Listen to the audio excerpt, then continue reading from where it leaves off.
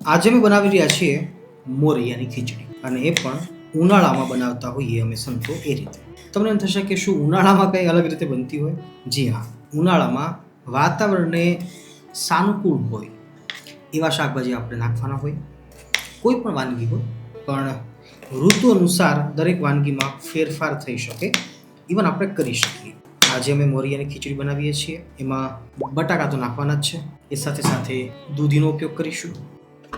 2 ટામેટાનો ઉપયોગ કરવાના છીએ, 2 બટેકા છે, સ્વાદ અનુસાર તીખી મરચી, 1 વાટકી મોરિયો લીધો છે, અને કોથમીર છે, એના ડંઠલ છે, એનો આપણે ઉપયોગ કરીશું. ટૂંકમાં જોઈએ તો બહુ ઓછી વસ્તુનો ઉપયોગ કરવાનો છે, પણ મોરિયાની ખીચડી જો કોઈને ન ભાવતી હોય, કદાચ ન ફાવતી હોય, તો હું આ જે રીતે બનાવું છું એ રીતે તમે બનાવશો તો મને 100% વિશ્વાસ છે કે તમે ચોક્કસ તમને મોરિયાની ખીચડી ભાવવા લાગશે અને ગમવા લાગશે. તો આવો, જેમ બને એમ ઝડપથી આપણે આ મોરિયાની ખીચડી જોઈ લઈએ, ઉનાળા સ્પેશિયલ.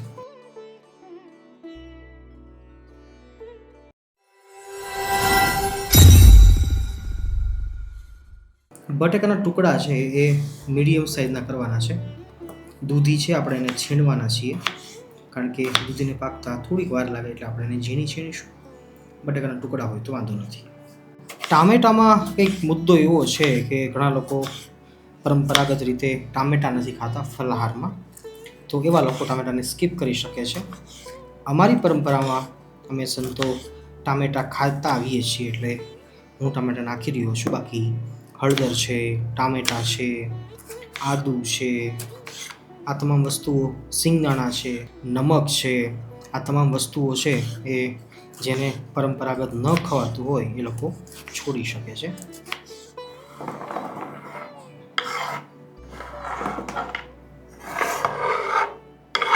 દૂધીની છાલ ઉતારવી જરૂરી છે. છાલ સાથે જ મોરિયામાં આપણે દૂધી ન નાખી શકીએ. જોકે દૂધી પણ ઓપ્શનલ છે, પણ ઉનાળો છે એટલે આપણે દૂધી નાખી રહ્યા છીએ, કારણ કે દૂધીની પ્રકૃતિ છે એ ઠંડી હોય છે, રાઈટ. અડધી દૂધી લઈએ છીએ, અને હવે આપણે એને છીણીએ છીએ.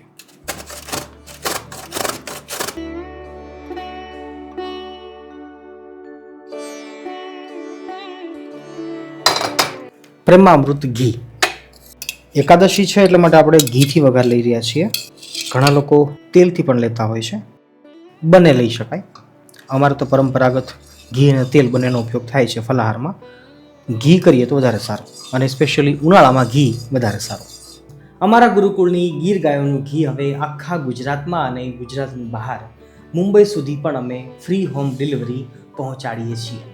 ઘી ચોખ્ખું છે, શુદ્ધ છે અને ભેળસેળ રહિત છે, એની જવાબદારી અમારી છે. વધારે નહીં, પરંતુ એટલું ચોક્કસ કહીશ કે અત્યારના સમયમાં તમારા અને પરિવારના શરીરને સારા રાખવા માટે ઘી, તેલ, દૂધ આ બધું ઓછું ખાજો, પણ શુદ્ધ ખાજો. અને જ્યારે શુદ્ધ ઘીની જરૂર પડે ત્યારે અમને જરૂરિયાત કરજો. સ્ક્રીન ઉપર તમને નંબર દેખાતો હશે, વધારે માહિતી માટે તમે કોલ પણ કરી શકો છો. જય ગૌ માતા. 3 વ્યક્તિ દીઠ મેં 3 ચમચી ઘી લીધું છે, તમે ઓછા ઓછા પ્રમાણમાં કરી શકો છો. ફરાળ છે એટલા માટે આપણે જીરાથી વઘાર લઈએ છીએ. જીરા પછી તરત જ નાખીએ છીએ મરચાં, ધાણાનો ડંઠલનો ભાગ છે, એ ગેમ ચેન્જર છે, જરૂર તમે પણ નાખજો. મીઠો લીમડો. હવે નાખીએ છીએ બટાકા. બટાકા થોડાક મોટા છે એટલે પહેલાં નાખીએ છીએ, પછી તરત નાખી દઈશું દૂધીનું છીણ. દૂધીનું છીણ,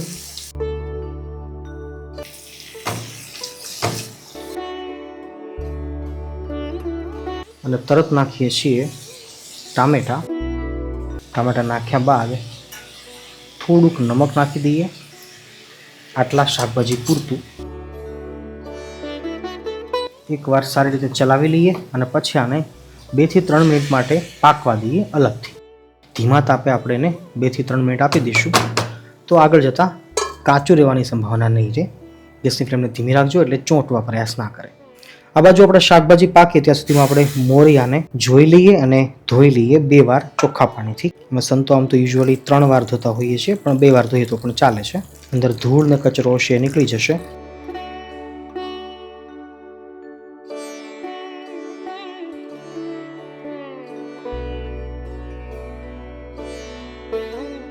આશરે 5 મિનિટ પછી હવે સબ્જીની અંદર આપણે આપણો મોરિયો નાખીએ છીએ. મોરિયાને આપણે ધોઈ લીધો છે સારી રીતે. આ વાટકાથી આપણે મોરિયો લીધો હતો, તો સામે આ જ 2.5 વાટકા આપણે પાણી લેવાનું છે. આ છે બીજો વાટકો અને આ બીજો અડધો. હવે જોઈશે તો આપણે પાછળથી નાખીશું. લગભગ તો નહીં જ જોઈએ, કારણ કે 2.5 ગુણ્યું પાણી છે એ ઇનફ છે મોરિયોને પાકવા માટે. તો જ મોરિયો ખુલ્લો ખુલ્લો બનશે, દાણા છૂટા રહેશે, પાકી પણ જશે અને ખમણ જેવો મીઠો લાગશે. ગેસની ફ્લેમને હજી આપણે ધીમી રાખી છે. થોડીક હવે ફાસ્ટ કરી શકીએ છીએ પાણીને ઉકાળવા પૂરતી. અને સ્વાદ અનુસાર નમક નાખીએ છીએ મોરિયા પૂરતું. ત્યારબાદ થોડીક હળદર નાખું છું. કલર સારો આવે એના માટે. ઘણા લોકો સૌથી મોટી મિસ્ટેક એ કરતા હોય છે કે મોરિયાની ખીચડીને કાં તો કુકરમાં બનાવતા હોય છે અને કાં તો ઢાંકી અને બાફી નાખતા હોય છે. પણ એ પરંપરા ખોટી છે, એ રીતિ ખોટી છે. અમે સંતો ક્યારે પણ મોરિયાની ખીચડીને ઢાંકીને પકાવતા નથી. કડાઈની અંદર ઓપન જ પાકશે, વરાળ છે એ બળી જશે, મોરિયો પાકતો જશે. આપણે 2.5 ગણું પાણી નાખ્યું છે, હજી ઘટશે લાસ્ટમાં કદાચ તો થોડુંક પાછળથી ઉમેરી શકાય, પણ ઢાંકીને મોરિયો ક્યારે પણ પકાવાય નહીં, નહીંતર પછી એ ચીકણો થઈ જાય છે અને સ્વાદ બદલી જાય છે. બીજું કે મારા હાથમાં છે આમચૂર પાવડર. 2 કિલો કેરીનો અમે જાતે જ ઘરે બનાવેલું હોમમેડ આમચૂર પાવડર છે. બહુ જ ખાટો છે ખરેખર. તો ખટાશમાં આપણે આનો ઉપયોગ કરી શકીએ છીએ. આ નથી તો લીંબુનો ઉપયોગ પણ કરી શકાય છે, ન હોય તો કોકમ અથવા આંબલી. મોરિયાની અંદર 3 વસ્તુનું બેલેન્સિંગ જરૂરી છે, ગળપણ પણ, સાથે નમક અને સાથે થોડી ખટાશ. હા, ઉનાળો છે ને, આપણે જો છાશ નાખીએ છીએ પાણીની જગ્યા ઉપર તો જરૂર નથી. જો છાશ નથી નાખી, આજે આપણે પાણી નાખ્યું છે, તો થોડીક ખટાશ માટે આપણે હાલ આમચૂર પાવડરનો ઉપયોગ કરવાનો છે.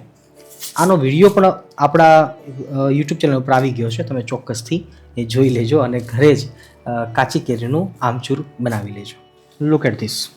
આપણો મોરિયો ધીમી ગતિએ પાકી રહ્યો છે, કારણ કે આપણે ગેસની ફ્લેમને ધીમી રાખી છે. ભૂલતા નહીં, પાણી ચૂસવાનું શરૂ થાય એટલે ગેસની ફ્લેમ છે એને એકદમ ધીમી કરી દેવાની છે. ધીમા તાપે જ પકાવવાનો છે, બહુ જાજો ચલાવવાનો પણ નથી. આ હું પહેલી વાર જ ચલાવી રહ્યો છું, નીચે ચોંટ્યું નથી એટલે કોઈ ડર નથી. રાઈટ, હવે પાણી લગભગ સંપૂર્ણ ચૂસાઈ ગયું છે, તો હવે ગેસની ફ્લેમને ધીમી રાખીએ અને હવે આપણો જે આમચૂર પાવડર હતો એને પાણીમાં પલાળી એ નાખી દઈએ છીએ. આમચૂર પાવડર પછી નાખીએ છીએ બેલેન્સિંગ માટે થોડું ગળપણ. તમે સાકર પણ નાખી શકો છો, ગોળ પણ નાખી શકો છો. 4-5 કાજુના ટુકડા છે અને હવે એકવાર ચલાવીએ છીએ લાસ્ટ વાર. જુઓ, પાણીની માત્રા છે એ પરફેક્ટ છે, વધારે પણ નથી અને ઓછું પણ નથી, એટલે 2.5 ગણું પાણી છે એ જરૂરી છે. છાશ નાખીએ કે પાણી નાખીએ. સારી રીતે ચલાવ્યા બાદ હવે આપણે રેસ્ટ આપવાનો છે અને એના માટે ગેસની ફ્લેમને બંધ કરી દઉં છું, સંપૂર્ણ બંધ. અને હવે ફક્ત 1 મિનિટ માટે આપણે એને ઢાંકીને રાખીએ. 1 મિનિટ પછી આપણે ખોલી લઈએ.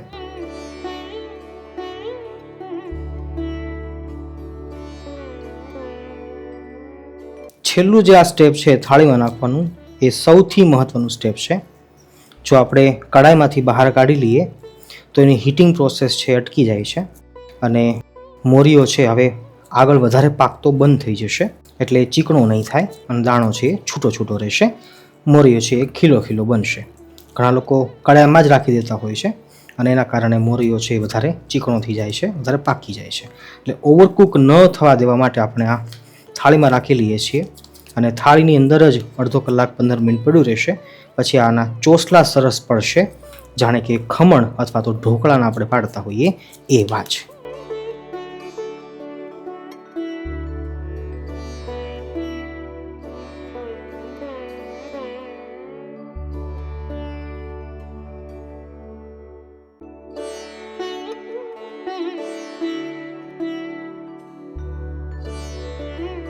ઘણા લોકો એમ કહેતા હોય છે કે સંતોને રસોઈની વાતો શા માટે કરવી જોઈએ? સાધુ સંતો, સંન્યાસી, એમને ખાવાની ચર્ચા શું અયોગ્ય છે? પણ હું તમને પ્રશ્ન પૂછું કે જો સંતો જ સાત્વિક જીવનની વાતો નહીં કરે તો પછી કોણ કરશે? અને જો આજે સાચું ખાવું શું એ કોઈ નહીં સમજાવે તો સમાજ કઈ દિશામાં આગળ વધશે એ તમે કદાચ અંદાજ પણ નહીં લગાવી શકો. સંતોનો ધર્મ માત્ર ભજન કીર્તન એ અત્યાધિક કરવાનું નથી, પણ સમાજને સાચી દિશા બતાવવી એ એમનું કામ છે. આજે લોકો શું ખાઈ રહ્યા છે તમે જો તો ખરા. બહારનું જંક ફૂડ, પેકેજડ વસ્તુઓ, કેમિકલ્સ ભરેલા ખોરાકો, જેમાં સ્વાદ છે પણ સ્વાસ્થ્ય નથી. અને એના કારણે થઈ શું રહ્યું છે ખબર છે? શરીર બીમાર થઈ રહ્યા છે, મન બધાના ચીડચીડા બની રહ્યા છે અને જીવનમાં અશાંતિ દિન પ્રતિદિન વધતી જાય છે. શાસ્ત્રોમાં સ્પષ્ટ લખ્યું છે કે જેવો આહાર એવો જ વિચારો. તો જો આહાર અશુદ્ધ હશે તો વિચાર પણ અશુદ્ધ બનવાના જ છે. અને જો વિચાર અશુદ્ધ થઈ જાય તો પછી જીવનની દિશા પણ બગડી જ જાય. અને એટલા માટે જ સંતો જ્યારે સાત્વિક આહાર કરવાની વાત કરે છે તો એ માત્ર રસોઈ શીખવાડતા નથી, પરંતુ એ જીવન સુધારવાની એક દિશા બતાવી રહ્યા છે આજના યુવાનોને. મનને શાંત બનાવવાનો માર્ગ બતાવી રહ્યા છે આજની વડીલ વૃદ્ધ પેઢીને. જો એક પરિવાર પણ બહારનું ખાવાનું છોડી અને ઘરનું શુદ્ધ સાત્વિક ભોજન શરૂ કરશે તો માત્ર શરીર જ નહીં પરંતુ ઘરમાં શાંતિ આવશે, સંબંધોમાં પ્રેમ વધશે અને આધ્યાત્મિકતા પણ વધશે. આ બધું શું છે ખબર છે? આ પણ આ એક સેવા જ છે. અને યાદ રાખજો કે ભૂખ્યા માણસને જો આપણે ભોજન કરાવીએ છીએ તો એ સેવા છે. તો યોગ્ય ભોજન શીખવાડવું એ પણ મોટામાં મોટી સેવા છે હાલના સમયમાં. સંતો માત્ર મંદિરમાં બેસવા માટે નથી હોતા. સંતો સમાજને ઊંચો ઉઠાવવા માટે હોય છે. અને આજના સમયમાં શરીર અને મનને શુદ્ધ રાખવું એ સૌથી મોટી જરૂરિયાત છે. તો સાત્વિક આહારનો પ્રચાર અને પ્રસાર એ કોઈ નાનો વિષય નથી. આ ખરેખર રાષ્ટ્ર અને સમાજની સૌથી મોટી સેવા છે. તો જો કોઈ એમ કહે તમને કદાચ કે સંતોને રસોઈની વાતો શા માટે કરવી જોઈએ, તો પ્રેમથી જવાબ આપજો કે આ રસોઈ નથી, આ તો જીવન સુધારવાની એક સેવા છે. અને જ્યાં સેવા છે ત્યાં જ ઈશ્વરનો વાસ છે.